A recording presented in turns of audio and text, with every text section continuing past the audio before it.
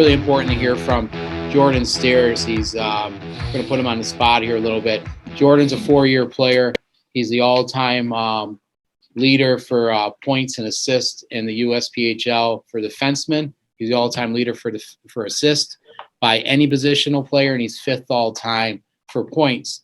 And there's no defenseman even close to him. So, but besides that, Jordan is an outstanding young man. You remember, John, when you had me call him, I left your house in Chicago, and you said Sean Falzone, says he's got these players and they're going to go play for this Cliff Cook out in Missoula.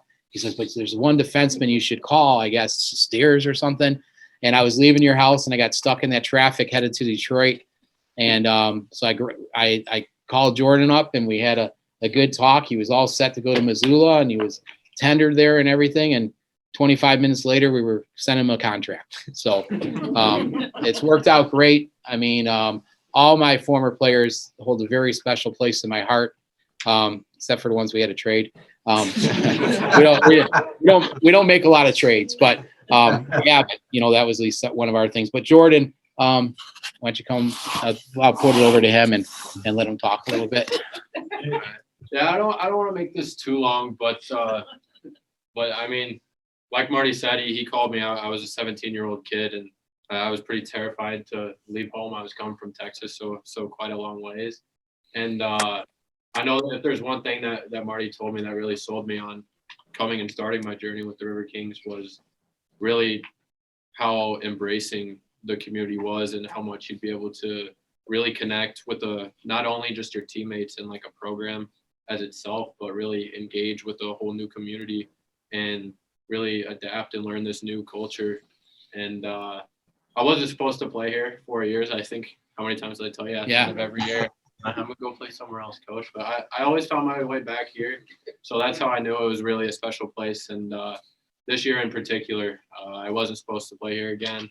Really didn't think that I was going to be back here. And Jordan was already at a commitment with Wisconsin Stout for college, and then he got tendered in the North American League.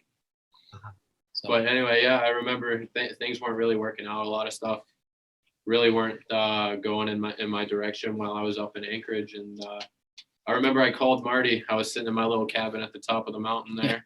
And I called Marty, and the first thing that I said is, well, coach, it's nothing like Rapids. I don't know if you remember that or not, but the culture that we built here and really just the way things are ran and how you can really connect with not just a few people in a community, but it's every restaurant you go to, every store that you go to, and even every billet house that you go to. I mean, there's really no place that you can really compare to here, whether it's going ribs and cheesy potatoes, taking us out for prime rib, and Fillmore Family Fun. I could probably go around the room. But we did it here 4 years. But I mean, really, it's just a special place to be, and I know that I'm going to be visiting Rapids for the rest of my life, and coming back to see old billets and old players and even old coworkers that I've made friendships with for a long time, and it's all thanks to every single one of you guys for, you come here to chase a dream, but you kind of come out with a whole new family. So thank you guys for being so welcoming for 4 years, and it's not goodbye. I'll be back. So.